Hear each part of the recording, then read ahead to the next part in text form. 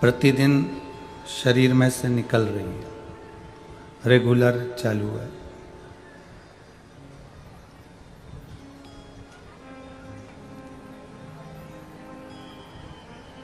अब वो 21,600 श्वास में से कितनी श्वास तुम्हारी भगवान के ऊपर समर्पित है, नाम कीर्तन में समर्पित है, नाम स्मरण में समर्पित है, नाम जाप में समर्पित है, यह आपके ऊपर निर्भर करता है।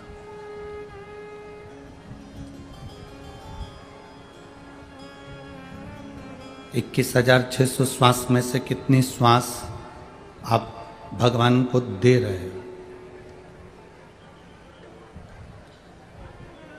24 घंटे में से कितना समय आप परमात्मा को दे रहे हो?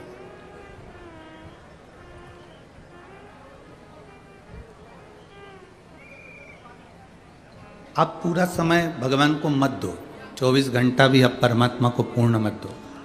रखो अपने परिवार के लिए, अपने कुटुंब के लिए, अपने नातेदारों के लिए, अपने रिश्तेदारों के लिए, अपने लिए समय रखो, हम मना नहीं करेंगे।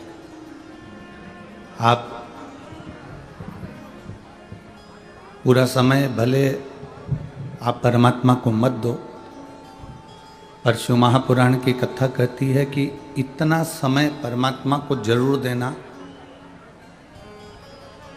जितना समय आप दुख की घड़ी में परमात्मा को अपने करीब में खड़ा देखना चाहते हो, उतना समय आप परमात्मा को जरूर दो।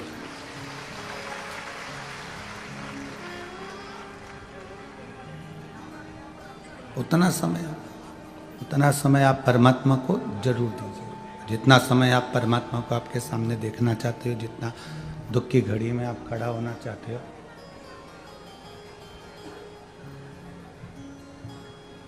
जितना दुख की घड़ी में आप परमात्मा को अपने करीब में देखना चाहते हो, उतना समय आप अवश्य दीजिए।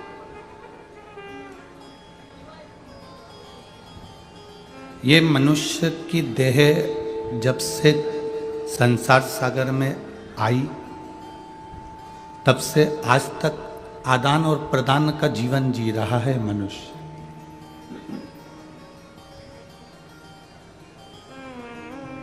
पहले का जो समय था, बहुत पहले, आप अपने पूर्वजों से स्मरण करिएगा या उनके भी पूर्वजों ने जो समय निकाला है, या अब अगर कोई बताने वाला नहीं हो तो किताबों में पढ़िएगा।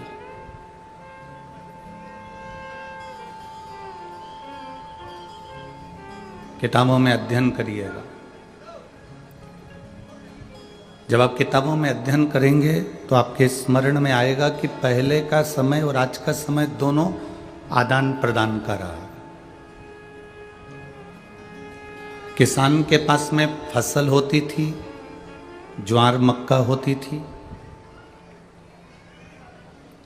किसान के पास में जो फसल होती थी वो कपड़े वाले को देता था, उससे कपड़ा ले लेता।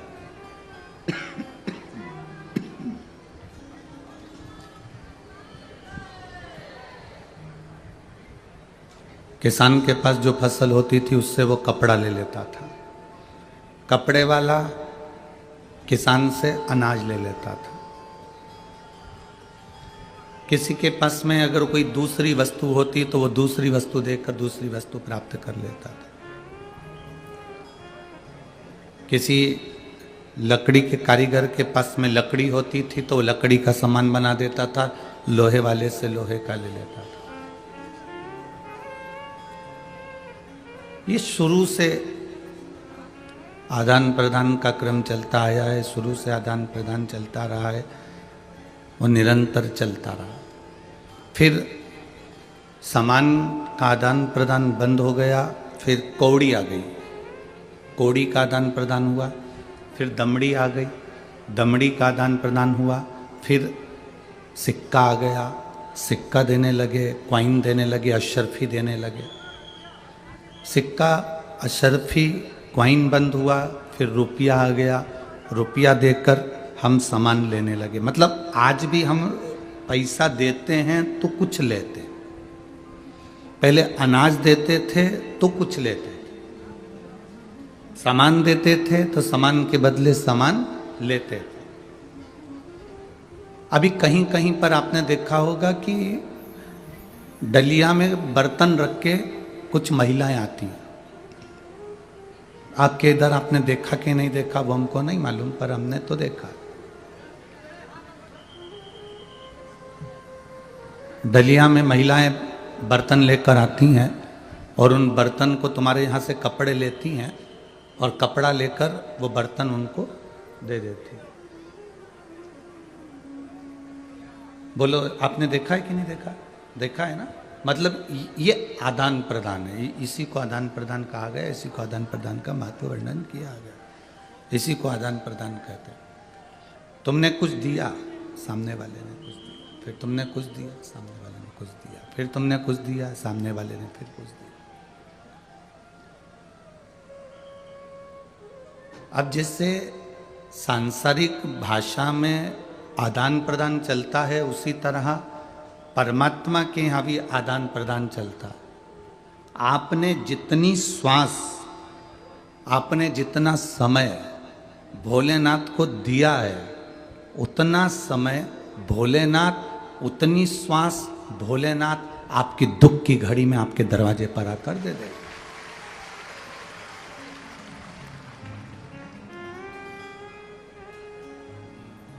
बस ये आदान प्रदान है, इसको आदान प्रदान कहा गया। भगवान भोलेनाथ, इसी को आदान प्रदान कहते हैं। आपने अगर एक लोटा जल देवाधिदेव महादेव को दिया है तो महादेव ने आपकी जिंदगी में सारे सुख प्रदान कर दिए, सब दुख समाप्त कर। लोग कहते हैं कि गुरुजी एक लोटा जल सारी समस्या का हल है, ये एक लोटा जल ये सारी समस्या का हल है। तो एक लोटा जल चढ़ा देने पर उसका फल हमें मिलता क्यों है, क्यों प्राप्त होता? हमने देना सीखा, हमने प्रदान करना सीखा। हमने भोलेनाथ जी को एक लोटा जल दिया, अब दिया हुआ कभी खाली तो जाएगा नहीं। हमने शिव जी को अगर एक लोटा जल समर्पित करा है, भोलेनाथ जी को एक लोटा जल दिया है, भगवान शंकर को एक लोटा जल अगर हमने समर्पित करा है, तो उसका फल हमारे खाते में।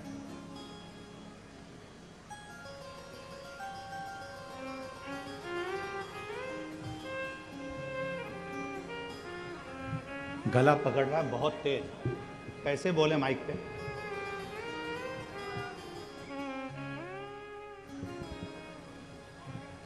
एक लोटा जल यदि हमने किसी को दिया है, एक लोटा जल यदि हम समर्पित करें तो उसका फल क्या मिलता है?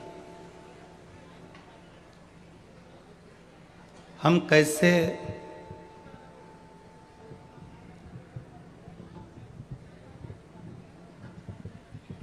उस जल को समर्पित करते हैं और जिस भाव से हम जल को समर्पित करते हैं उसका फल हमारे खाते में आता ही। अब आप जितनी देर भगवान की अविरल भक्ति को धारण कर रहे हैं, आप जितनी देर भगवान की भक्ति को भज रहे हैं, स्मरण कर रहे हैं, जितना समय आपने परमात्मा को दिया उतना आपकी जिंदगी में परमात्मा ने आपको देना है। चलो और सरल भाषा में उसको समझें। दिवाली आती थी, अब यहाँ पर महाराष्ट्र का तो हमको नहीं मालूम, पर हमारे मध्य प्रदेश का हमको मालूम है। दीपावली पर हमारी माँ थाली में गुजिया, पपड़िया, सेव, नमकीन, मठरी सब रख कर दे देती है और कहती कि पड़ोस वाली काकी के यहाँ दिया। अब यहाँ महाराष्ट्र का तो नहीं मालूम, पर हमारे उधर का मैं मालूम है। हम ऐसे थाली में उसको ढककर पड़ोस वाली काकी के यहाँ, पड़ोस में जो रहता है उसको हम देकर आ जाते हैं।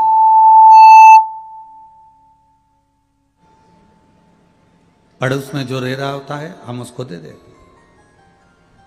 अब पड़ोस में जो रहता है उसको हमने दिया। अब वो जो काकी के हम जो प्लेट भरकर सामान देकर आए ना, फिर वो काकी भी क्या करती थी, जम के तो बोलो जरा, वो भी प्लेट भरकर हमारे यहाँ भेजती थी। आपने देखा है कि नहीं देखा? सबने देखा है ना। ये अपना स्वयं के अनुभव से हम आपको समझाने का प्रयास करें। हमने काकी जी के यहाँ दिया तो काकी जी ने हमारे यहाँ दिया, हमने बुआ जी के यहाँ दिया तो बुआ जी ने हमारे यहाँ दिया। शादी में गए, हमने अगर 500 का लिफाफा दिया तो उसने लिख के रखा, और हमारे यहाँ की शादी में भी उसने 500 का लिफाफा दिया। अब इसी बात को हमें पकड़ कर रखना है कि हमने अगर भगवान का नाम लिया है, भगवान का नाम जाप किया है, भगवान की अविरल भक्ति धारण करी है, भगवान का स्मरण किया है, तो ये मान कर चलना कि तुमने भगवान को समय दिया है तो परमात्मा भी तुम्हें एक ना एक दिन समय निकाल कर देगा ही, ये निश्चित है, पक्का।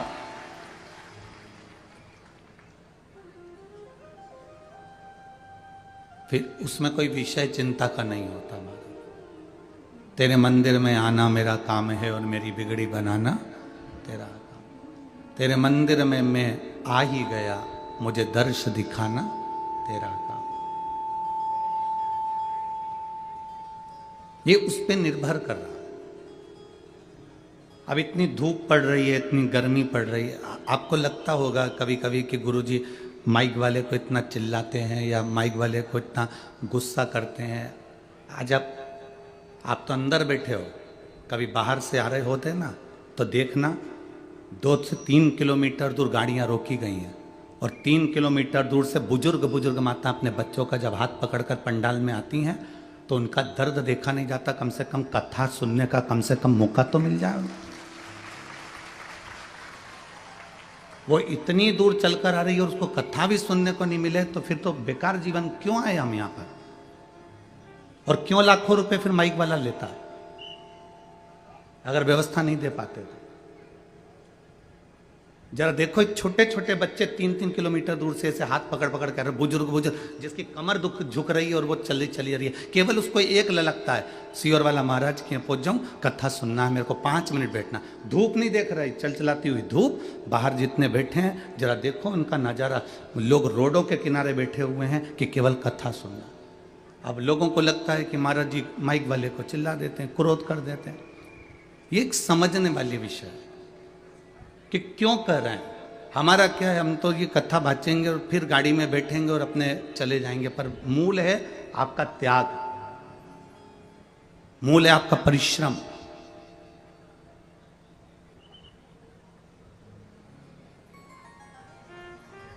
एक स्मरण का जीवन आनंद में, अविरल भक्ति का जीवन जी। और तेरी कृपा बिना ना हिले एक भी अणु, लेते हैं श्वास तेरी कृपा से तनो तनो। हे गंगाधार मुक्ति द्वार ओंकार तू, भोले ओंकार तू, आयो शरण तिहार शंभो तार तार तू। बखान क्या करूं मैं आँखों के ढेर का, चपटी भभूत में है खजाना कुबेर का। हे गंगाधार मुक्ति द्वार ओंकार तू, भोले ओंकार तू, आयो शरण तिहार शंभो तार तार तू। उसका भजन खाली नहीं जाए, उसका नाम जाप खाली नहीं जाए, उसका मंत्र जाप खाली नहीं जाए। आप जो जपे हो उसका फल मिलता जरूर। अब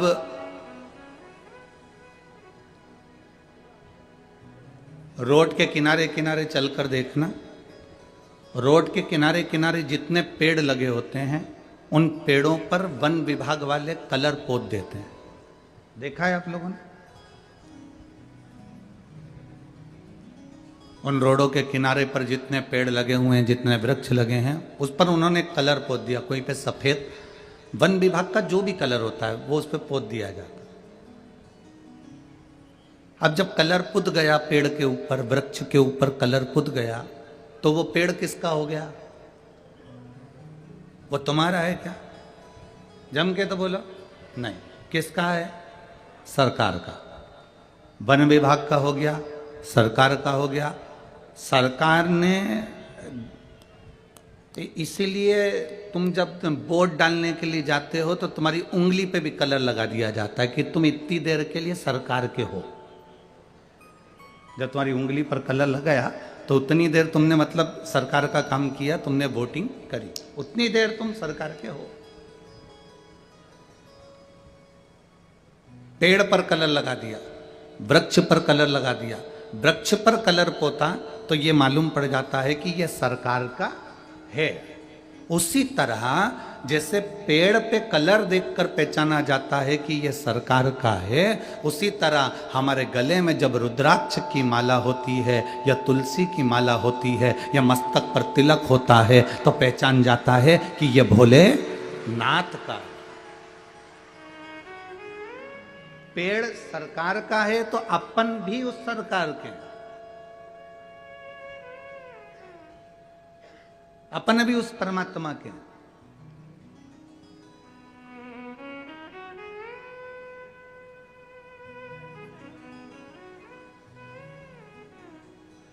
और जब अपन स्वयं परमात्मा के हो गए तो शिव पुराण कहती है एक बार किसी का होकर देखो, वो तुम्हारा होकर रहेगा।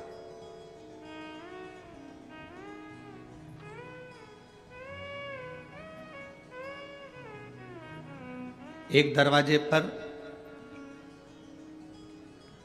4 बजे गाय को रोटी मिलती है। कितनी बजे?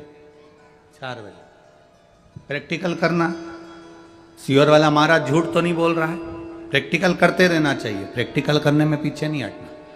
एक गाय माता को, गौ माता को 4 बजे दरवाजे पर रोटी मिलती है। गौ माता कहीं पर भी घूमती रहेगी पर 4 बजे वहां पर पहुंच जाएगी।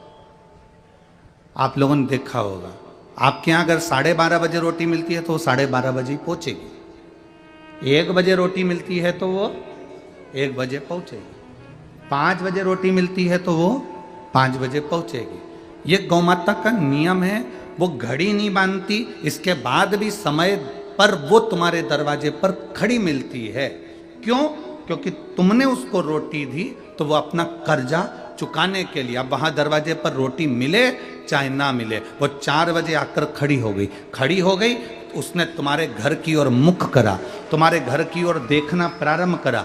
अब तुम समझ रहे हो कि वो 4 बजे उसको रोटी मिलती थी तो वो 4 बजे रोटी लेने के लिए आई है। ना ना ना, वो अपना कर्जा चुकाने के लिए आई है। 4 बजे आके वो तुम्हारे दरवाजे पर खड़ी हो जाती है। शास्त्र कहता है गौ माता का मुख जिस दरवाजे की ओर होता है और गौ माता दरवाजे की ओर खड़े होकर जितनी देर श्वास लेती है उतनी देर घर में जो नेगेटिवता रहती है, जो दुख, जो तकलीफ, जो कष्ट रहता है, गौ माता उसको श्वास के माध्यम से खींच लेती है।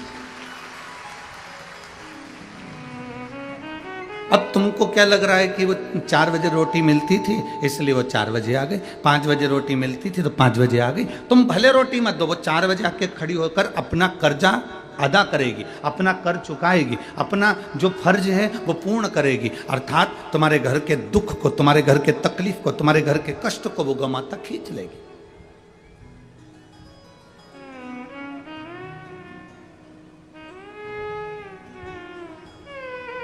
वो तुम्हारे दरवाजे से अपने आपके दुख को खींच कर ले जा रही है, वो आपके कष्ट को खींच कर ले जा रही है।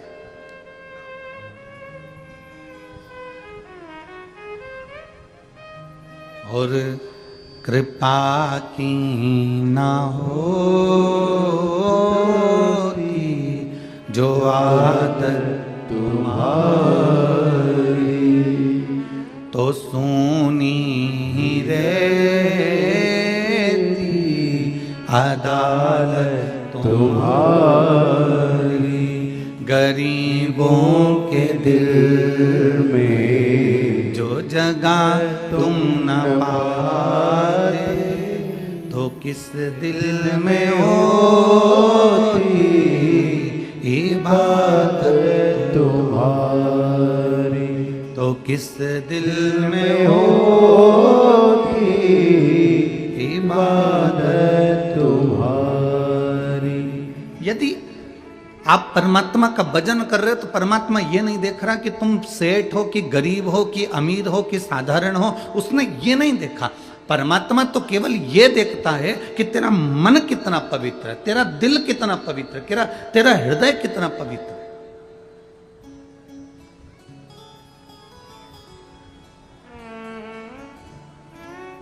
ए मेरी वनी की जीजियों और मेरे वनी के जीजाओं, बहुत सावधानी से सुनना। घर में मंदिर बनाना सरल है।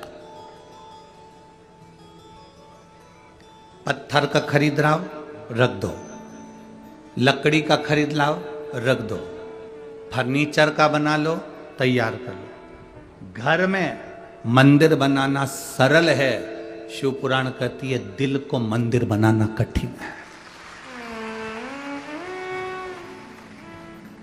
घर में मंदिर बनाना सरल है पर दिल में मंदिर बनाना कठिन है। इस दिल में मंदिर नहीं बन पाता। कब तक मंदिर है दिल में? जब तक कथा सुन रहे हो तब तक।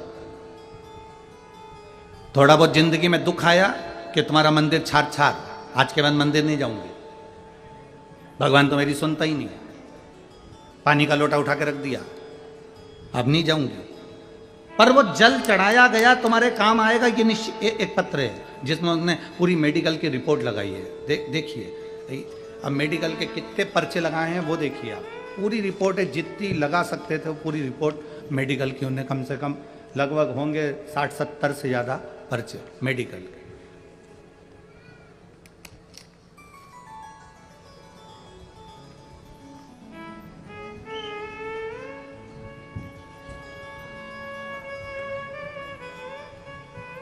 सो मनीषा प्रफुल्ल खंडालकर, निवासी मांडली, तहसील बरोरा, जिला चंद्रपुर। मोबाइल नंबर ये है। कहीं बैठी हो तो हाथ हिला सकती हैं। आप ही हैं? ऐसा हाथ हिला दो एक बार। श्री शिवाय नमस्तुभ्यं। एक बार वापिस हाथ हिलाओ।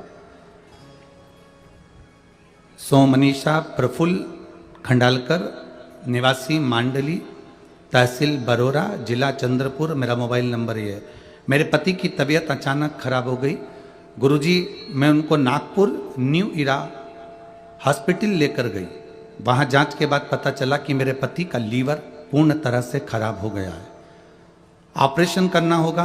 ऑपरेशन का खर्चा लगभग 35 लाख रुपए बताया गया।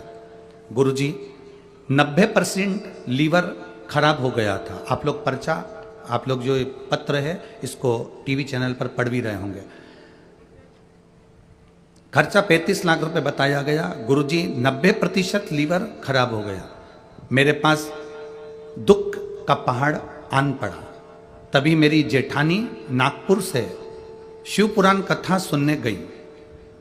नागपुर में जब शिव महापुराण की कथा चल रही थी तो वो सुनने के लिए गई और वहां से उस समय पर किसी कारणवश उनका व्यासपीठ पर जाना हुआ और व्यासपीठ के बेलपत्र वो मांगकर लेकर आई। वो बेलपत्र पूरी तो उनको नहीं मिल पाई थी क्योंकि आपके यहाँ व्यासपीठ पर भीड़ बहुत थी। तो बेलपत्री का केवल एक पत्ता उनको मिला था, उसमें से आधा पत्ता उन्होंने मेरे को दिया। अब आधा पत्ता जो प्राप्त हुआ, जेठानी ने वो पत्ता मुझे दिया आधा और आधा खुद ने रखा और कहा ये भैया जी के शरीर पर ये बेलपत्री का पत्ता रखवा देना या उनके पास में रख देना, बाबा अच्छा कर देगा। मैं शिव पुराण की कथा सुनकर आई। हमने कहा वो वेंटिलेटर पर पड़े हुए हैं, अंदर जाने नहीं देंगे। उनका लीवर पूरी तरह से डैमेज हो चुका है, 90% काम कर रहा है और डॉक्टरों के हिसाब से पूर्ण तरह से शरीर बेकार हो चुका है। मेरी जेठानी ने कहा क्यों चिंता करते हो? सियोर वाले महाराज ने रात्रि को 9:15 का एक उपाय बताया है। वो 9:15 वाला उपाय रोज करना प्रारंभ करो, मेरा विश्वास कहता है कि ये ठीक होंगे। हमने रुद्राक्ष मंगवाया, उसका पानी रुमाल गीला कर कर दे देते और वेंटिलेटर पर उनके शरीर पर लगा देते। वो आधा पत्ता जो बेलपत्री का था वो उनके पलंग पर उनके पास में डॉक्टर से पूछ के रखवा दिया गया। रात्रि के 9:15 वाला उपाय करना प्रारंभ करा। जिस दिन हमने पत्ता रखा उसके दूसरे दिन ही बाबा ने ऐसी कृपा करी कि वेंटिलेटर से उतारकर उनको आईसीयू में लाकर भर्ती करा। जब आईसीयू में भर्ती करा तब हमारा विश्वास और जागृत हो गया। फिर हमने 9:15 वाला उपाय करना प्रारंभ करा जो रात्रि का आपने बताया है वो करना प्रारंभ करा और रुद्राक्ष का पानी उनके शरीर पर लगाना प्रारंभ करा।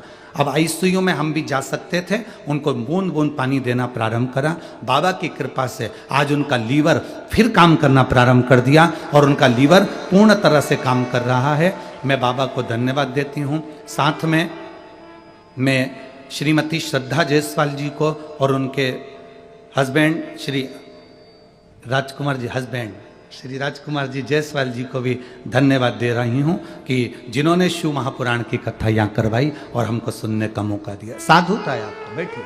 श्री शिवाय नमः, एक हाथ हिला दो। श्री शिवाय नमस्ते। अब ठीक है बाबू, घर आ गए, आनंद, बैठिए। शंभु है, शिव है। एक विश्वास, एक भरोसा, एक दृढ़ता।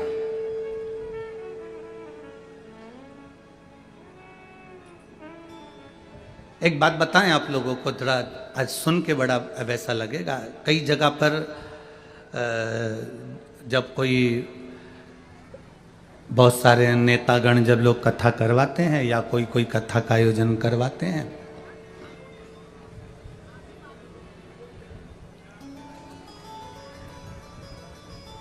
कोई भी कई लोग कथा करवा, अब यहाँ तो हमने नहीं देखा राजकुमार जी, आपके हमने ये नहीं देखा, पर कई जगह कथा करवाते हैं तो जो उनके मिलने वाले आते हैं उनको डालने के लिए रुपट्टा दिया जाता है।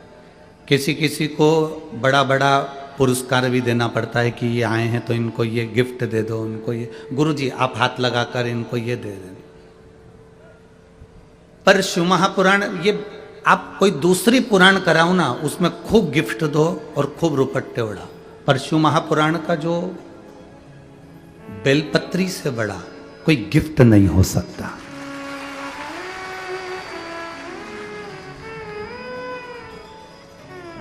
शिव महापुराण का इस बेलपत्र से बड़ा कोई गिफ्ट नहीं हो सकता। अगर आपके पास गीता प्रेस गोरखपुर की शिव महापुराण की पुस्तक हो, पोथी हो, पुराण हो, तो घर पर जाकर पढ़ना। उसके विद्येश्वर संहिता को पढ़िए, रुद्र संहिता को पढ़िए, उसके उमाखंड को पढ़िए। उसमें वर्णन करा, जब कुमार खंड को पढ़ो या उसमें आप चरित्र पढ़ेंगे तो उसमें वर्णन आता है कि जब तुमरुक्का और चंचुला देवी जब कथा पूर्ण सुन लेती है अपने पति बिंदुक के लिए और शंकर पार्वती उसके यजमान बनते। शिव पार्वती उसके यजमान है और यजमान बनने के बाद जब पुराण पूरी हो जाती है, पूरी, तो शंकर भगवान से तुमरुका जी कहते हैं कि इस पुराण के लिए आप कुछ कहेंगे नहीं? शंकर भगवान ने कहा, इस पुराण पर मैंने प्रतिदिन बेलपत्र समर्पित करी। सुनो तुमरुका जी, ये बेलपत्र किसी औषधि से कम नहीं होगी और विराम दिवस की जो बेलपत्र होती है वो कुबेर के खजाने से कम नहीं होती है। ये स्वयं शिव महापुराण के गीता प्रेस गोरखपुर की पुराण लेकर आओ, उसको पढ़ो, उसमें स्पष्ट लिखा हुआ है।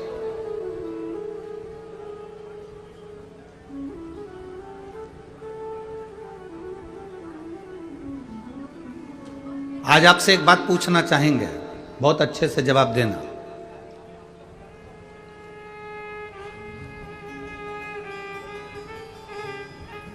आप किसी के यहां जाएं, शादी में, फंक्शन में,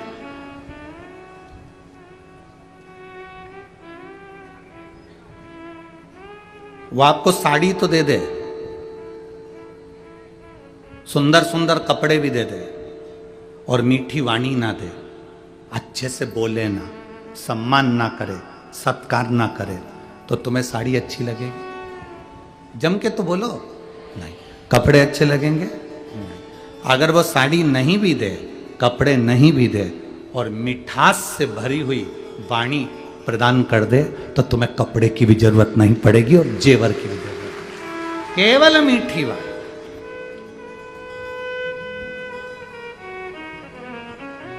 केवल एक प्रेम के शब्द पे, केवल एक स्नेह व शब्द का संबोधन,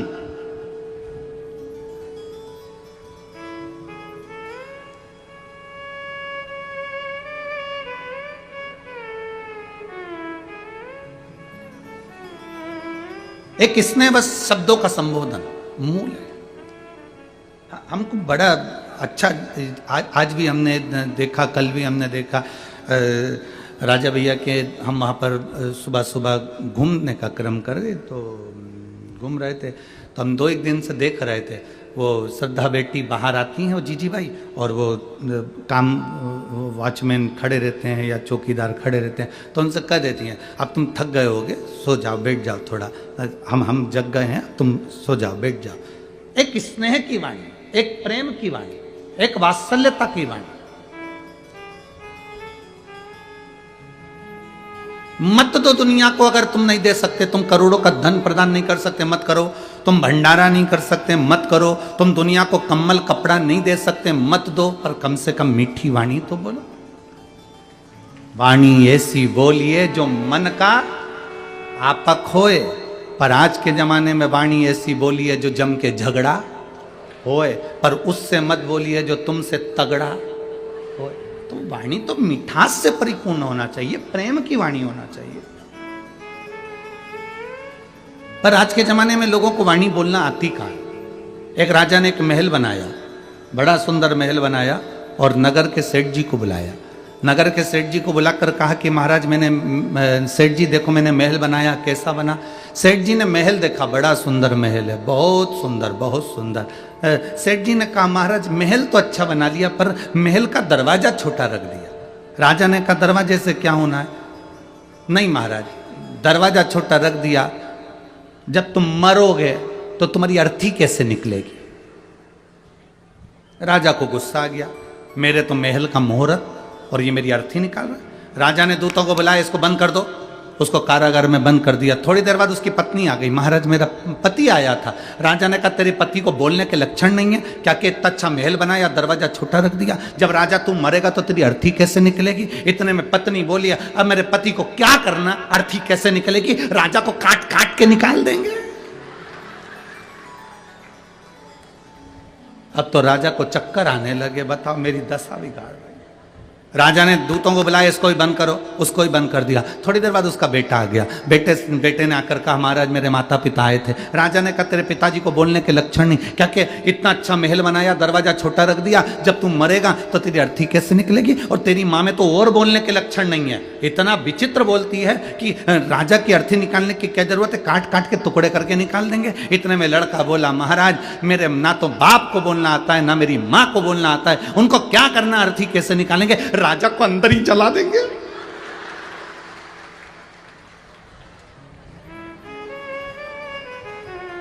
राजा चक्कर खा के नीचे गिर गया। इतने में उनके गुप्तचर ने कहा जिसके खानदान में मीठा बोलने की आदत नहीं, वो कभी जिंदगी में मीठा नहीं बोल सकता। ये बहुत बड़ी क्वालिटी होती है। मनुष्य बोलना तो सीख जाता है, पर आखिरी तक भी ये नहीं सीख पाता कि बोलना कैसे है, शब्दों का संबोधन कैसा हो।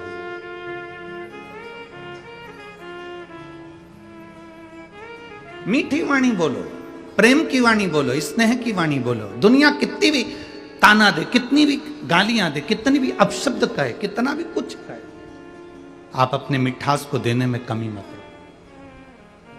प्रेम दोगे, प्रेम मिलेगा। नफरत दोगे, नफरत मिलेगी। भजन दोगे, भजन मिलेगा। भोजन दोगे, भोजन मिलेगा।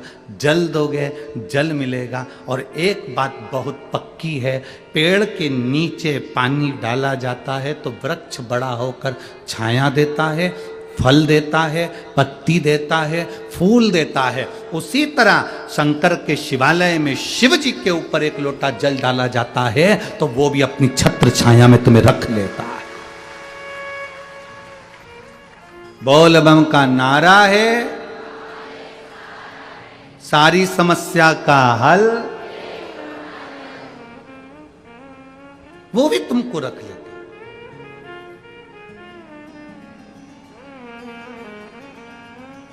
वो अपने भीतर तुम्हें संजो कर रखता है। और मैंने तेरे ही भरोसे बाबा, तेरे ही भरोसे हवा बिच उड़ती जावांगी बाबा, डोर हटो छठीला मैं कटी जावांगी। भोले मैं तेरी पतंग बाबा, मैं तेरी पतंग हवा विच उड़ती जावांगी बाबा, डोर हटो छठीला मैं कटी जावांगी। हम जब उसके करीब पहुंच गए तो वो हमारा हो गया, हम उसके।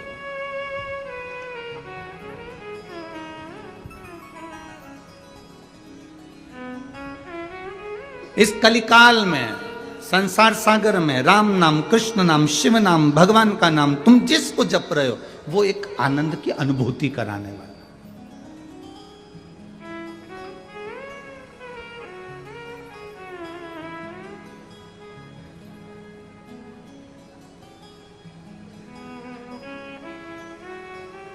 वो एक आनंद की अनुभूति कराने वाला।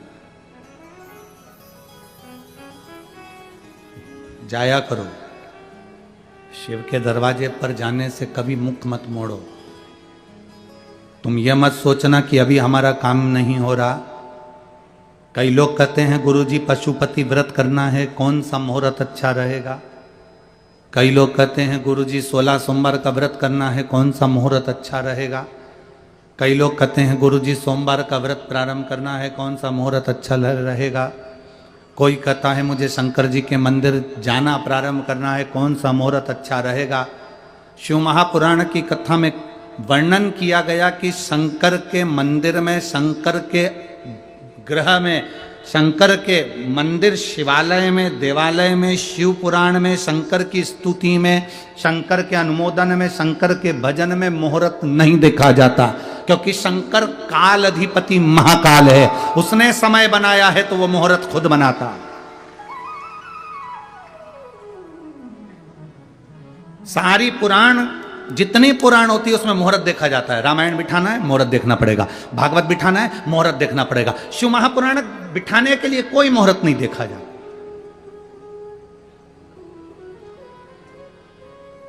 शिव महापुराण का कोई मुहूर्त नहीं है। भगवान के नाम जपने का कोई मुहूर्त नहीं है, भगवान के भजन करने का कोई मुहूर्त नहीं है।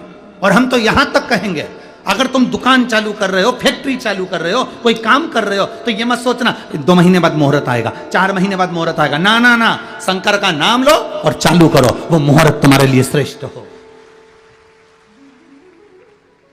विलंब नहीं करना है हमें देरी नहीं करना, हमें तो तुरंत भगवान का नाम लेना है, शंकर का नाम स्मरण करना है। बोल बम का नारा है, वाह, भगवान का नाम लेकर, शंकर का नाम लेकर, विश्वनाथ का नाम लेकर, सोमेश्वर का नाम लेकर हमें वो कार्य पूर्ण कर दे। हम मुहूर्त का इंतजार क्यों करें?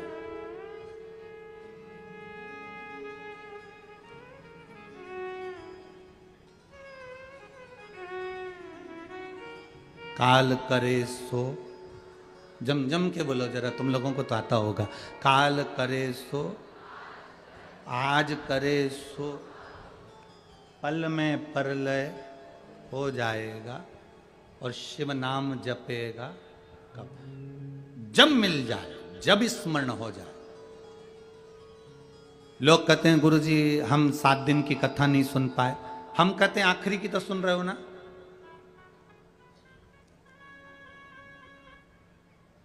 हम आखिरी दिन भी नहीं आ पाए और बीच में आ जाए, जो तुम्हें समय मिले, जैसा तुम्हें समय मिले। गुरुजी टीवी के सामने भी हम इतनी देर नहीं बैठ सकते, तो हम चलते फिरते सुन ले, बिल्कुल, कौन ने मना करा? यमराज आएगा तो ये देखकर आएगा कि तू सोफे पे बैठी है? बोलो। यमराज जी कहेगा कि तू रोटी खा ले, इसके बाद लेकर चलूंगा? यमराज जी कहेगा कि तू गाड़ी में से उतर जा, इसके बाद लेकर चलूंगा?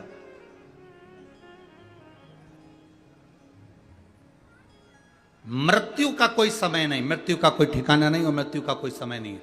हमें इंदौर की एक घटना ध्यान में आती है, बहुत पहले की, अभी अभी के नहीं है, कम से कम हो गए 15 से 16 साल से ऊपर, बल्कि जब वहाँ पर एक वो मॉल बना था, पहला मॉल इंदौर में बना था, वो ट्रेजर आइलैंड करके कोई एक पहला मॉल बना था।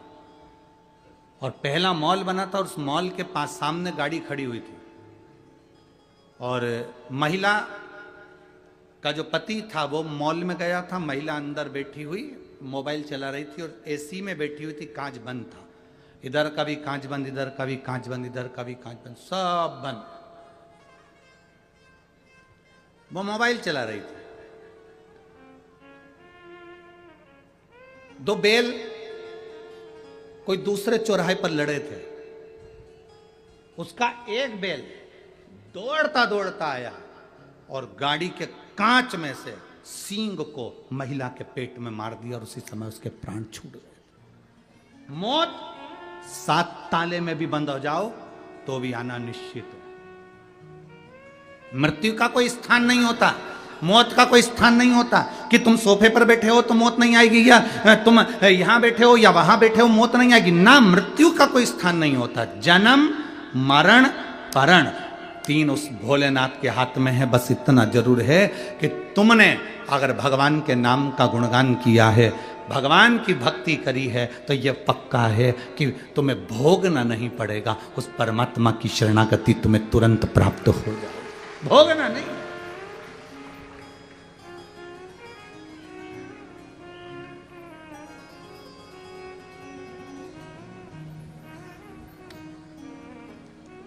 आप लोगों में से कोई कभी किसी हॉस्पिटल में, ऐसे हॉस्पिटल में गए हो जिस हॉस्पिटल में जाने पर अगर आप दर्द का दर्शन करेंगे तो शायद आप भी कहेंगे इनकी मृत्यु क्यों नहीं आ जाती।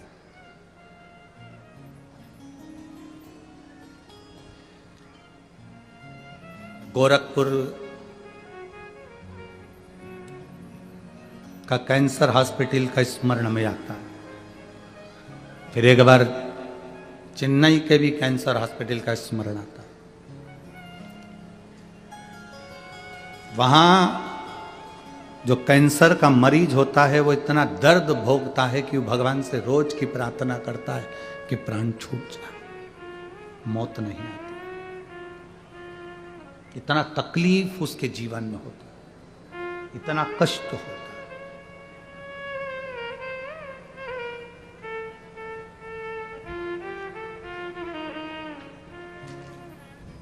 परिवार के लोग हमसे कहते हैं गुरु जी कोई उपाय।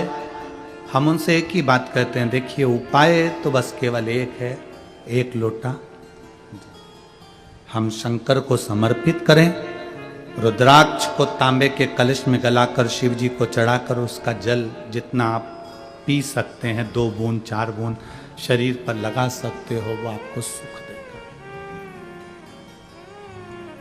इस पत्र में इस बहन ने रिपोर्टें लगाई और साथ में नीचे लिख दिया,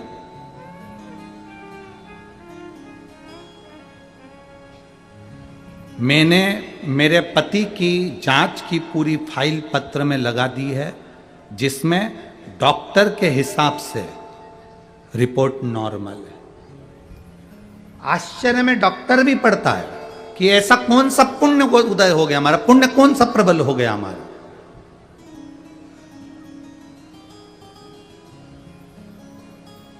यह जरूरी नहीं कि दुख आएगा तब आप लोटा लेकर भगवान के मंदिर जाएंगे, तकलीफ आएगी तब आप भगवान के मंदिर जाएंगे ना। शिव महापुराण की कथा कहती अपने घर के बच्चों की आदत बना दीजिए।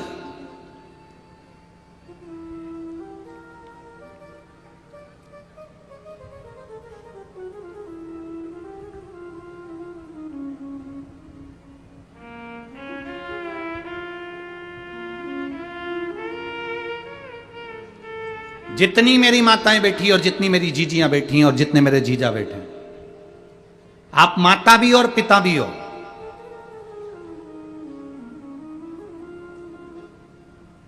माता किसको कहते हैं? केवल बच्चे को जन्म देने वाली,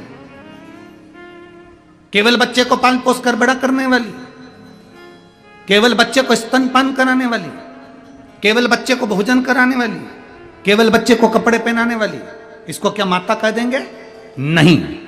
शिव महापुराण की कथा कहती है माता पार्वती से सीखना, माता पार्वती को माता कहते हैं। माता का मतलब होता है निर्माता, माता का मतलब होता है निर्माता। निर्माता से मतलब है अपने बच्चे का ऐसा निर्माण करो, अपने बच्चे को ऐसा संस्कार बना दो, अपने बच्चे का ऐसा निर्माण कर दो कि तुम्हारे बच्चे को पलट कर देखना ना पड़े।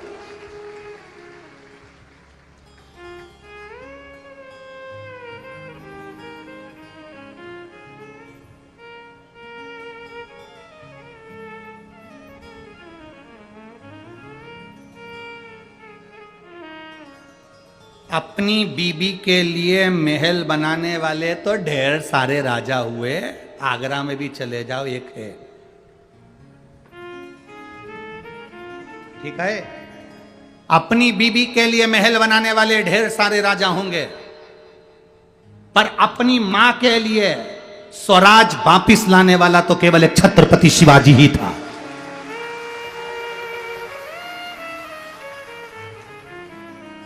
अपनी माता के लिए स्वराज लाने वाला, अपनी मां के लिए वापिस राज्य लाने वाला, अपनी माता के लिए स्वराज्य की स्थापना करने वाला तो केवल छत्रपति वीर शिवाजी ही थे। बीबी के लिए तो कोई भी महल बना लेगा, बीबी के लिए महल बना लेना सरल बात, कोई भी पर अपनी माता के लिए स्वराज, अपनी माता ने कह दिया कि मुझे ये चाहिए, मतलब ये मेरा महल मुझे चाहिए तो चाहिए। और छत्रपति शिवाजी महाराज ने कह दिया मां सेना बहुत है उसके पास में, मेरे पास इतनी सेना नहीं है मां, मेरे पास इतनी सेना नहीं है मां, कैसे जाऊंगा कैसे लाऊंगा। जीजाबाई कहती है तू रुक मैं जाती हूं। छत्रपति शिवाजी ने कहा मां अब तू मत जाना।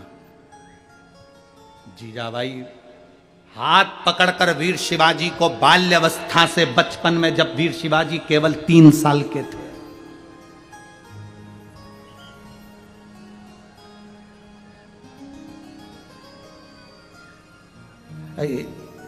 हमेशा कथा जैसे यहाँ काशी शिव महापुराण कथा चल रही है, कभी कोई शिव पुराण कथा होती है, एक बार मन है इसी महाराष्ट्र की धरा पर एक बार वीर शिवाजी शिव महापुराण की कथा कर भी जाऊंगा।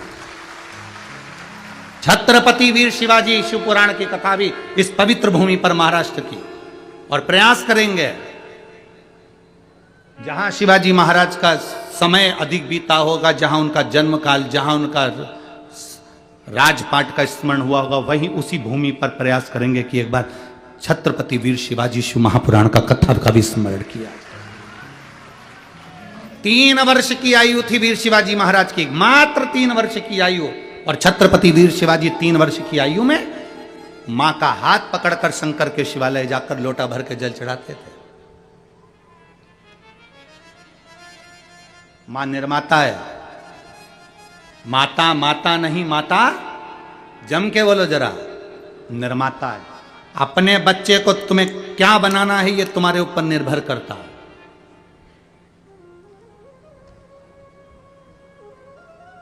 वो पहले सर्कस में शेर आते थे, तुमने देखे? अरे बोलो तो जम के, ऐसा बड़ा बड़ा पिंजरा चलता था, उसमें शेर आते थे और शेर फिर करतब दिखाते थे। अब सर्कस में शेर आते हैं? नहीं। क्यों नहीं आते? भारत सरकार ने उस पर बैन लगाया, वन विभाग ने उस पर बैन लगाया कि सर्कस में शेर नहीं होना चाहिए, इन शेरों को छुड़वाओ जंगल में। जितने सर्कस के शेर थे उनको जंगल में छुड़ाया गया, उनके गले में एक सिम डाली गई, कैमरा लगाया गया। जितने जंगल में शेर छोड़े गए थे, कुछ दिन बाद वो सारे के सारे शेर मर गए। पता लगाया इन शेरों को किसने मारा, मालूम पड़ा कुत्तों ने मार दिया। शेर को किसने मारा? कुत्तों ने। अरे कैसी बेवकूफ जैसी बात करते हो। वन विभाग अधिकारियों ने कहा कुत्ता क्या शेर को मारेगा? तब वन विभाग वालों ने कहा कुत्तों ने शेर को इसलिए मारा क्योंकि शेर पिंजरे में रहता रहता रहता रहता, वहीं खाता, वहीं पीता, वहीं पड़ा रहता, तो शिकार करना बंद कर दिया तो, और कुत्तों ने उसका शिकार कर लिया। ये केवल शेर और वन विभाग की कथा नहीं, अपनी कथा है। अपनी औलाद को पिंजरे का शेर मत बनाओ कि घर में चाउमीन ने, रोटी ने, टुकड़ा ने, मेरा बेटा मेरा बेटा मेरा बेटा मेरा बेटा मेरा बेटा, गाड़ी दे दूंगी, बंगला दे दूंगी, मोटरसाइकिल दे दूंगी, ये दे दूंगी, वो दे दूंगी, चेन दे दूंगी, अंगूठी दे दूंगी, ये दे दूंगी, वो दे दूंगी। बेटे को लगाकर दुकान दे दी, काम दे दिया, धंधा दे दिया, बिजनेस दे दिया, सब बेटे को दे दिया। बेटा एक बार शिकार करने के लिए नहीं गया, एक बार कमाने के लिए आगे नहीं बढ़ा, एक बार उसकी जिंदगी में दुख नहीं आया, दुख नहीं आया, ठोकर नहीं खाई, तो वो आगे बढ़ नहीं पाया। फिर मालूम पड़े कई दोस्त मिल गए, उन दोस्तों ने अपने चुंगल में फंसाया, तुम बूढ़े हो गए, और उन दोस्तों ने उसको चुंगल में फंसाकर पूरा एक बार शेयर मार्केट में बिठाया और डब्बा गोल कर दिया।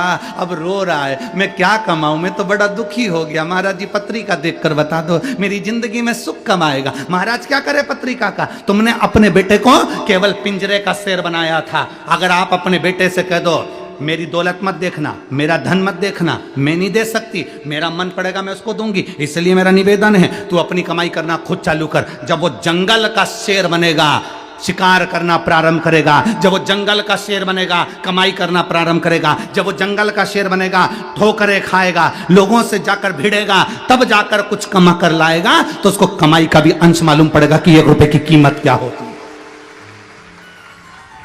उसको धन की कीमत मालूम पड़ेगी कि धन की कीमत क्या होती है। लगी लगाई दुकान दे देना, व्यापार दे देना, धन दे देना, संपदा दे देना, बंगला दे देना, गाड़ी दे देना, ना ना ना ना ना।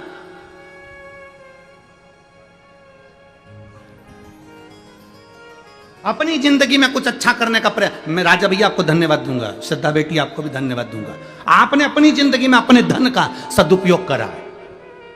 बनी में करोड़पति बहुत सारे होंगे, ढेर धन होगा, ढेर संपदा होगी, पर जोड़ जोड़ के केवल बच्चों को दिया। कभी जीवन में एक बार सत्कर्म नहीं कर पाए। कम से कम बनी का इतिहास रच दिया आपने, शिव पुराण की कथा करवा। ये बनी का इतिहास रच दिया कि बनी जैसे क्षेत्र में भी शिव महापुराण की कथा हो सकती है, कोयले की इस खदान में भी हीरा प्रकट हो सकता है। ये बनी के इतिहास में तुमने सिद्ध कर दिया। जोड़ा जोड़ा जोड़ा जोड़ा।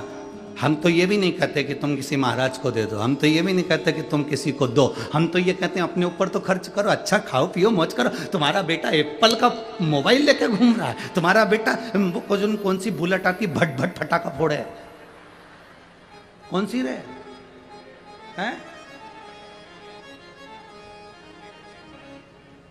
कौन सी कंपनी की है? रॉयल कंपनी का। हाँ, ना जाने कौन कौन सी कंपनी की बुलेट लेके घूम रहा, 1.5 लाख की। और पिताजी ने मालूम पड़ा कपड़े उतारे तो बनियान में 40 छेकड़े।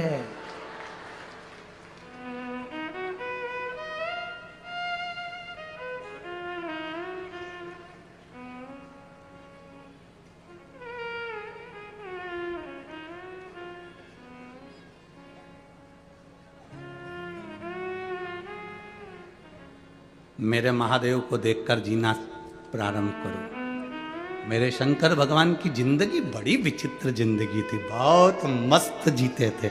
उनके चेहरे पे कभी उदासी रही नहीं। मेरे भोलेनाथ जी के जितने फोटो देखोगे उसमें हल्की सी मुस्कुराहट देखोगे, वो हंसता ही रहता है। कई लोग हमसे भी कहते हैं तुम कथा करते करते दांत क्यों दिखाते रहते हो? तुम्हारी एक भी फोटो ऐसी नहीं आई जिसमें तुम्हारे दांत नहीं है।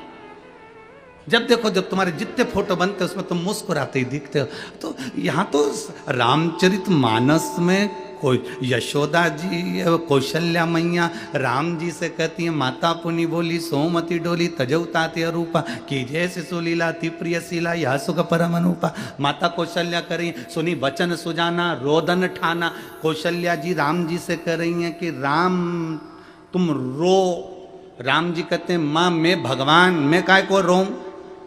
कौशल्या जी कहती हैं पृथ्वी पर जो जन्म लेता है उसको रोना पड़ता है, बच्चा नहीं रोता तो डॉक्टर सिस्टर चिमटी मारकर मार ठोक कर रुलाते हैं। जन्म के समय पर बच्चे को रोना जरूरी है।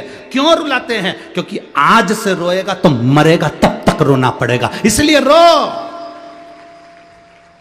पर शिव महापुराण रोना नहीं सिखाती, इसलिए तो शंकर भगवान अजर अमर है।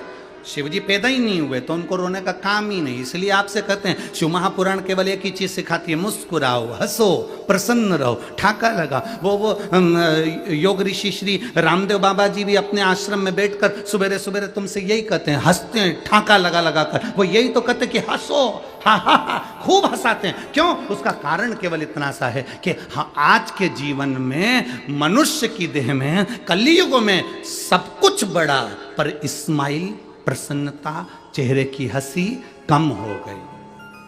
और ये स्माइल, ये प्रसन्नता, ये हंसी केवल मनुष्य को मिली है। कभी मछली को हंसते हुए देखा है? छिपकली को, कॉकरोच को, चूहा कभी मुस्कुराते देखा है? गधे को हंसते हुए देखा है? सांप को मुस्कुराते देखा है? शेर को हंसते देखा है? नहीं। ये मुस्कुराहट, ये हंसी केवल मनुष्य को दी गई है, ये गॉड गिफ्ट है, इसलिए मुस्कुराते रहो, प्रसन्न। ये मुस्कुराहट तुम्हारे चेहरे पर। मुसद्दी लाल जैसे ऐसे बैठ गए, किसी ने मार ठोक के, ऐसे बैठे जैसे किसी ने दो चार धर के बिठाया। कथा में जा रही है, चुपचाप बैठना, दोस्त पकड़ के बैठो, ऐसे।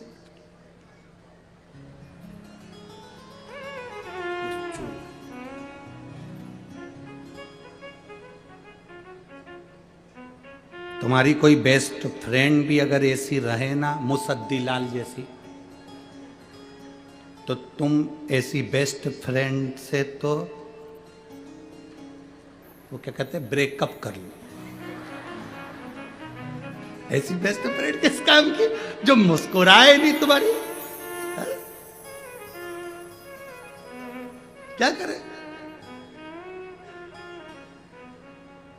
सबसे बड़ा आभूषण है चेहरे का। तुम कितने भी अच्छे कपड़े पहन लो, अगर तुम्हारे चेहरे पर मुस्कुराहट नहीं है तो कोई मतलब की नहीं है। कई लोग शादी में हमने देखा है, अब तो हम इतनी शादियों में नहीं जा पाते, पर पहले हम लोग जब शादी में जाते थे तो देखते थे लोग कोट पैंट सब पहन के आते, वीआईपी बन के आते, उनके चेहरे पर रत्ती भर मुस्कुराहट नहीं होती। गुलदस्ता जरूर देते पर चेहरे का गुलदस्ता तो था ही कहाँ। मतलब बड़े बड़े ऑफिसरों को हमने देखा है, बड़े बड़े ओहदे पर बैठते हैं, बड़े बड़े मिनिस्टर, मंत्री, कोई कलेक्टर ऑफिसर, कोई बड़े बड़े बहुत सरकारी नौकरी के बड़े बड़े ऑफिसर देखो, उनके चेहरे पर कभी स्माइल नहीं रहती, वो हंसते ही नहीं है। हमने एक बार पूछ लिया क्यों नहीं हंसते, तो क्या गुरुजी हंसो तो फंसो। हम अगर हंस देंगे तो हमारे छोटे वाले ऑफिसर को हमारा काम करना पड़ेगा, इसलिए हम उनके सामने हंसते ही नहीं। पर मुस्कुराहट जरूरी है, चेहरे पर हंसी जरूरी है, प्रसन्नता जरूरी है, और वो बहुत जरूरी है, बहुत जरूरी। तेरे दरबार की बाबा निराली शान देखी है, तेरे दरबार की बाबा निराली शान देखी है। तुझे देते नहीं देखा, पर झोली भरी देखी है। तुझे देते नहीं देखा, पर झोली भरी देखी है। मुख दुनिया मोड़ेगी, बाबा तू मुखड़ाना मोड़े। मुख दुनिया मोड़ेगी बाबा तू मुखड़ा मैनू लगी परीतीन बाबा तू वेना। प्रीत लगाओ परमात्मा से। अगर प्रीत परमात्मा से है तो मिलन होगा। एक मुस्लिम बेटी ने पत्र लिखा था कल की कथा में दिया था उसने।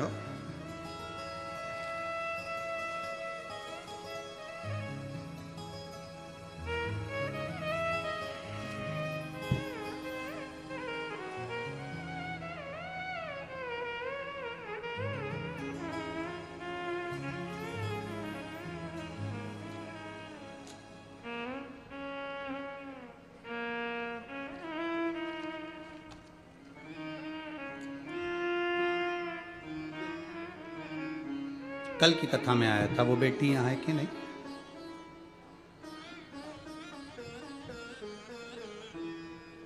निकिता वेदांत लाजेवर, मुकाम पोस्ट वणी, जिला यवतमाल। श्री शिवाय नमस्तुभ्यम। मैं एक मुस्लिम धर्म की हूं। मैंने सनातन धर्म के लड़के से वेदांत लाजेवार से विवाह किया है। कहीं बैठी है बेटी? आप ही? आजा आजा बेटा। मैंने एक मुस्लिम धर्म से एक सनातन धर्म के लड़के से विवाह किया। वेदांत लाजेवार से मैंने शादी की है। मेरा ससुराल वालों ने मुझे अपना लिया और मेरा पूरा परिवार मुझे बहुत प्रेम करता। शायद मैंने सोचा भी नहीं था कि मेरे सनातन धर्म में आने के बाद मुझे इतना प्रेम मिलेगा, इतना स्नेह मिलेगा। मैं संपूर्ण सनातनियों को जय हिंद कहती हूँ, जय भारत। गुरुदेव, मैं एक लोटे जल का वर्णन करना चाहती हूँ। मेरा जो बचपन पहले निकला, मेरा जो समय निकला, उस समय पर हम सनातन हिंदू धर्म के किसी देवता से इतना लगाव नहीं था, क्योंकि हम मुस्लिम धर्म अपनाए हुए थे। गुरुदेव, मैं बाबा का क्या वर्णन करूं। शादी के कुछ समय बाद मेरे पति गलत संगत की ओर चले गए। तब मेरा और उनका झगड़ा होता था कि आप और हमारा विवाह हुआ है, हम और आप गलत संगत की ओर चले गए। ये देखते देखते मेरे पड़ोस में एक काकू रहती हैं। उन काकू ने मुझसे कहा, बेटा तू भले पूर्व में मुस्लिम धर्म में रही हो, पर तू अब सनातन धर्म में आ गई है, तो तू एक काम कर। सियोर वाला महाराज कहता है कि शिवजी पर एक लोटा जल चढ़ाना चाहिए। गुरुदेव, मैंने वो 5 वाली काकू के कहने पर महाशिवरात्रि का पूजन किया, पशुपतिनाथ का व्रत प्रारंभ किया। और गुरुदेव, मैंने पशुपतिनाथ का व्रत प्रारंभ कर कर शिवजी को एक लोटा जल चढ़ाना प्रारंभ करा। आज तक मैंने भगवान का ऐसा चमत्कार नहीं देखा था। गुरुदेव, मेरा केवल एक व्रत पूर्ण हुआ और मेरे पति ने मदिरा पीना छोड़ दी। मैं बाबा को यहां प्रणाम करने के लिए। आज मैं धन्य हूं। मेरे पति को भी मैं बहुत भाव से प्रणाम करती हूं कि वो भी शिव के भक्त हैं और मैं भी शिव की भक्त हूं। और मेरे जीवन का ये मेरा बड़ा फल प्राप्त करा। मेरा पूरा ससुराल, मेरा पूरा समाज और मेरा पूरा ससुराल आज मुझे बहुत आनंद में रखते हैं और मेरे पति भी मुझे बड़े आनंद में रखते हैं। मैं साधुवाद देती हूँ। हर हर। आजा बेटा। दिल से सुनो, भाव से प्रार्थना करिए। जहाँ जगह मिले वहाँ बैठकर, इतनी दूर से आए हो, खड़े रहकर नहीं, बैठकर बाबा से अपने मन की बात करो।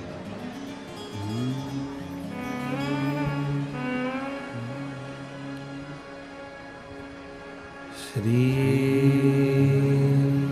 शिवाय नमस्तुभ्यं। श्री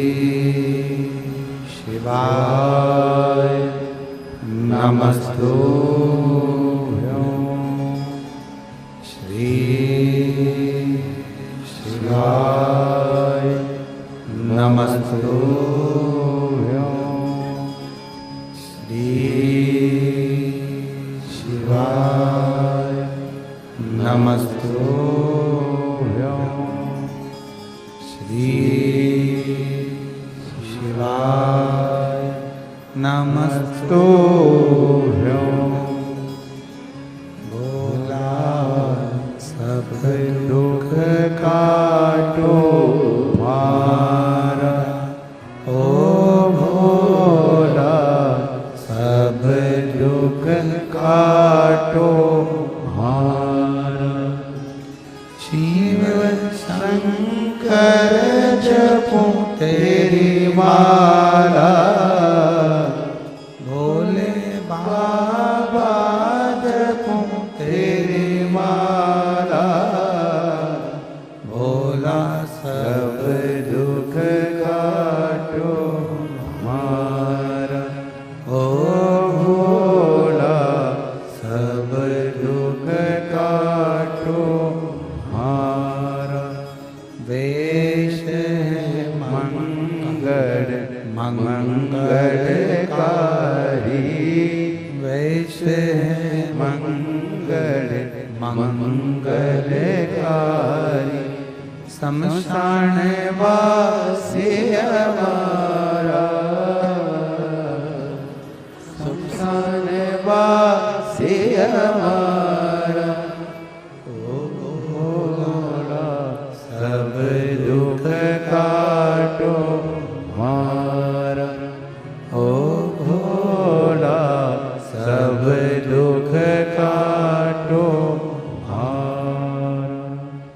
भगवान शिव की कथा कर रही है, भगवान देवादिदेव महादेव का संवाद कर रहा है, शिव महापुराण की कथा वर्णन कर रही है।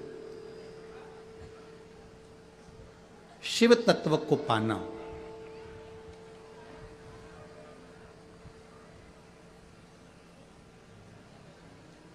मां गंगा की धार से भगवान षडानंद कार्तिकेय जी की उत्पत्ति हुई।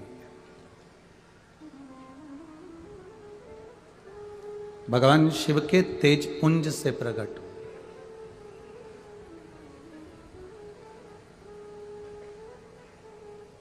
और वो षडानंद कार्तिकेय के जन्म लेने का कारण या प्रकट होने का कारण केवल इतना था कि उनको तारकासुर का संहार करना।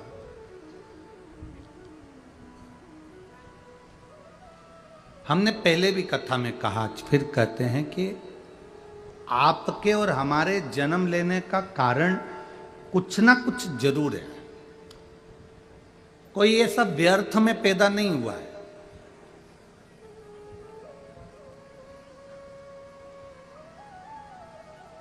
यहाँ जितने कथा के मंडप में बैठे हुए हैं, जितने आस्था चैनल पर सुन रहे हैं, जितने फेसबुक यूट्यूब पर श्रवण कर रहे हो, ये आपके भीतर एक बात उतार कर रख लेना कि आपके अंदर कोई ना कोई गुण जरूर है।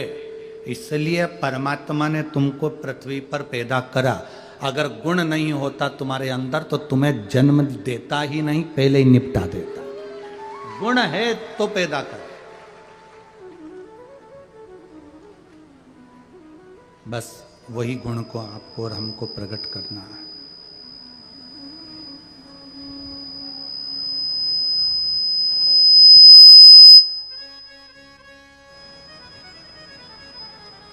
ऐसा कोई जन्म ही नहीं लिया जो व्यर्थ हो। एक कथा आपके अंदर उतार के रखना, जो हमने पहले कही आज फिर कह रहे हैं। जितनी माताएं यहाँ बैठी है वो अपने सोने वाले कमरे में, जिसमें वो सोती हैं, विश्राम करती हैं, उस कमरे के अंदर फालतू का अटाला नहीं रखती हैं, कबाड़ा नहीं रखती हैं, बेकार सामान नहीं रखती हैं।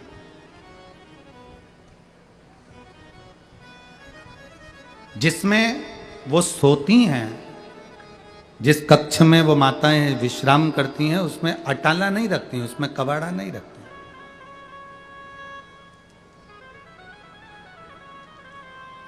उसमें वो व्यर्थ चीजें नहीं रखती हैं।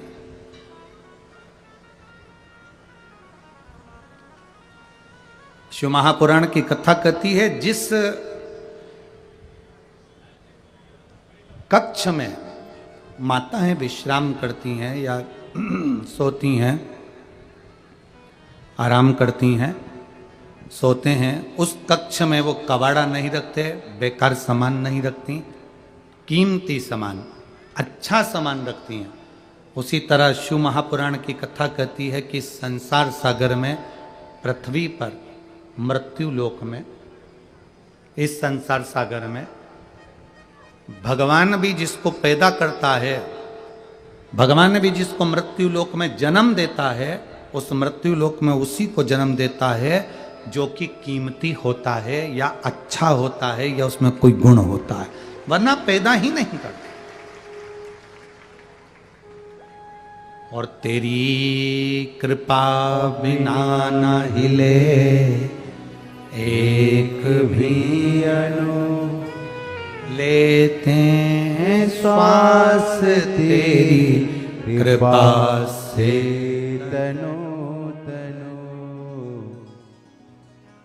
बखान क्या करूं मैं राखों के ढेर का, चपटी भभूत में है खजाना कुबेर का। हे गंगाधार मुक्ति द्वार ओमकार तू, भोले ओमकार तू, आयो शरण तिहारी शंभु तार तार तू। ये शिव की उदारता। हमारे बीच में माननीय राजा साहब जी ठाकरे जी की धर्मपत्नी श्रीमती शर्मिला ताई है ना,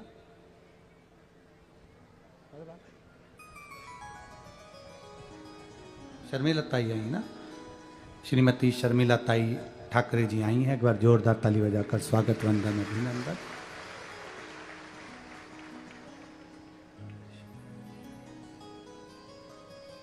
बहुत बहुत साधुवाद जो शिव की कथा में बाबा की रस भक्ति को श्रवण करने आप पधारे, उसके लिए बहुत बहुत साधुवाद। एक बार जोरदार ताली बजाकर स्वागत वंदन।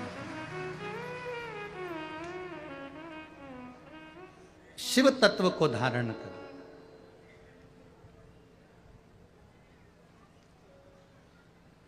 और जब तक शिव तत्व भीतर नहीं आएगा तब तक जीवन का कोई सुख नहीं है हमारा।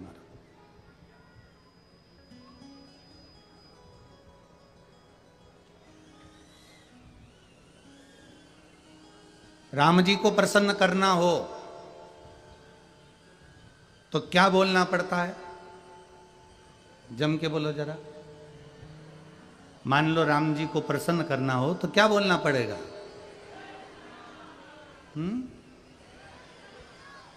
जय श्री राम बोलेंगे तो राम जी प्रसन्न हो जाएंगे?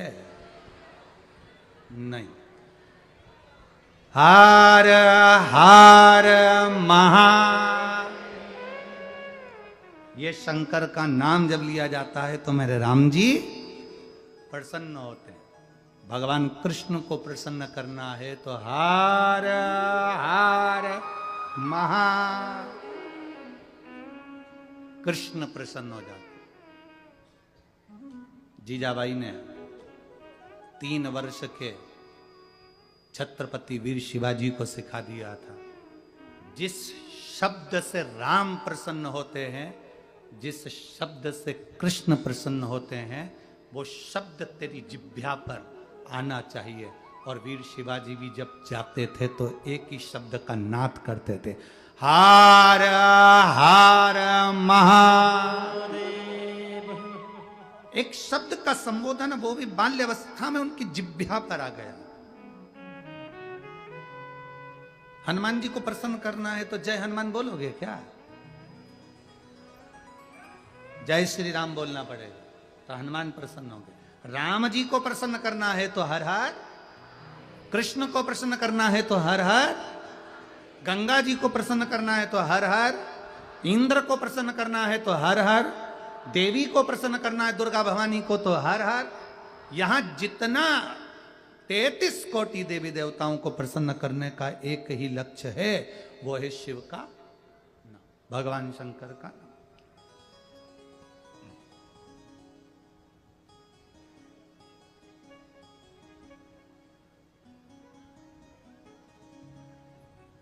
कलिकाल में कैलाश पर्वत से बड़ा कोई लोक नहीं है, कैलाश पर्वत से बड़ा कोई लोक नहीं है, और श्री शिवाय नमस्तुभ्यम से बड़ा कोई श्लोक नहीं है। आप जपो जपो, ओम नमः शिवाय बोलो, राम नाम बोलो, कृष्ण नाम बोलो, शिव नाम बोलो, शिव से बड़ा कोई श्लोक नहीं। जब हम श्री शिवाय नमस्तुभ्यम बोलते हैं तो हम अपनी आत्मा से, चित्त से, मन से, वृत्ति से, शरीर से भगवान के चरणों में झुक गए होते हैं, प्रणाम कर रहे होते, नमन कर रहे होते।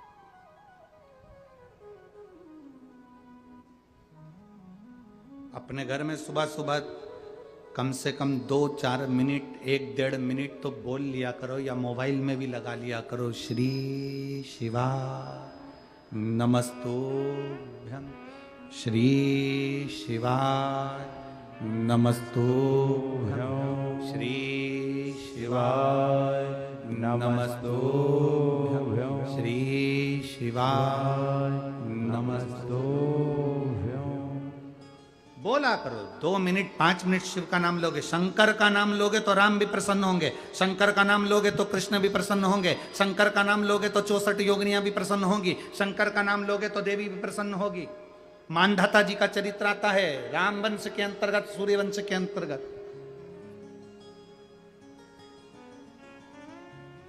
एक चरित्र आया है राजा मानधाता का।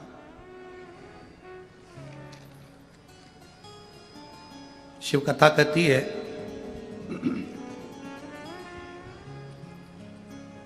सूर्यवंश के अंतर्गत एक बड़ा सुंदर चरित्र का वर्णन किया गया। भगवान राम के पूर्वज थे मानधाता जी, जो तप करने के लिए वन क्षेत्र में गए, पर्वतों पर गए और बहुत हजारों वर्ष तक उन्होंने तप किया, तप करा, पर भगवान के दर्शन नहीं हुए, ना कोई वर प्राप्त हुआ उनको।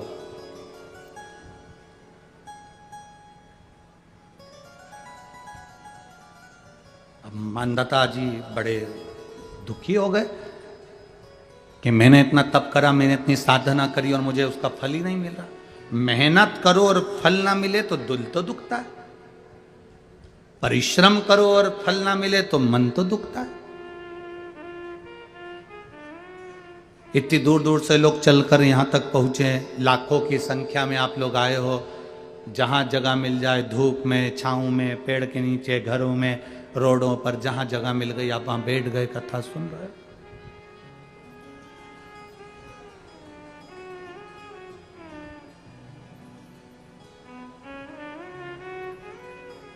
और जितने भी आए हो ना, खाली हाथ नहीं आए हो, तुम्हारे साथ में कोई बैग, कोई मोबाइल, कोई पर्स, कुछ ना कुछ है। बोलो है कि नहीं? कुछ भी नहीं है तो टोरा टोरी है, छोरा छोरी, वो क्या होता है, मुलगा मुलगी, वो भी है। मतलब तुम कुछ ना कुछ तो लेकर आए हो, पक्का।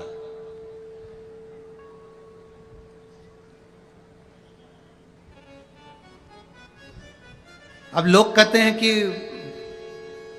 मुट्ठी बांधे आया जग में हाथ पसारे जाएगा। शिव महापुराण की कथा कहती है कि मुट्ठी बांधे आया पर हाथ में अपनी मेहनत लेकर आया, अपना कर्म लेकर आया, अपनी लगन लेकर आया, और हाथ पसारे नहीं जाएगा। शिव महापुराण की कथा कहती है जो उसने पुण्य करा, कथा सुनी, भजन किया, किसी भूखे को भोजन कराया, किसी प्यासे को पानी पिलाया, किसी की दवाई का खर्चा उठाया, किसी विद्यार्थी को अच्छा एजुकेशन दिलाया, उसने जो पुण्य कमाया है वो साथ में लेकर जाएगा, वो छूटेगा नहीं। वो छूटने वाला नहीं है। हमारा अच्छा कर्म हमारे साथ में जाएगा, वो कर्म हमारा छूटने वाला नहीं। कुछ लेकर आए हो, कुछ लेकर जाओगे। यहां पर तुम मोबाइल लेकर आए या अपना कोई सामान लेकर आए हो, वापिस लेकर जाओगे, पर केवल सामान नहीं जाएगा। तुम जहां बैठे हो वहां की रज, वहां की धूल, वहां का कण, वहां का कंकर तुम्हारे शरीर में चिपक कर, तुम्हारे बैग में लगकर, तुम्हारे सामान में लगकर वो तुम्हारे घर तक जाएगा। एक पुण्य हमारे साथ में जाता है। मानदाता जी ने तप करा, साधना करी, पर भगवान प्रसन्न नहीं हुए। हम इतना व्रत करें, साधना करें, तप करें और भगवान प्रसन्न ना हो तो बड़ा दुख होता है। लोग पशुपतिनाथ का व्रत करते हैं, भगवान प्रसन्न नहीं होते तो बड़े दुखी होते हैं। हमने तो 1 बार करा, हमने तो 2 बार करा, हमने तो 3 बार करा, हमने तो 4 बार करा। कोई कोई कहते हैं हम शंकर जी को इतने दिन से जल चढ़ा रहे हैं, हम शंकर भगवान का इतना भजन कर रहे हैं, शिव जी प्रसन्न नहीं होते। तुम तप करो, तुम भजन करो, तुम स्मरण करो, तुम्हारा कर्म है करना, करते जाओ, करते जाओ, सुनेगा। एक पत्र आया देखिए,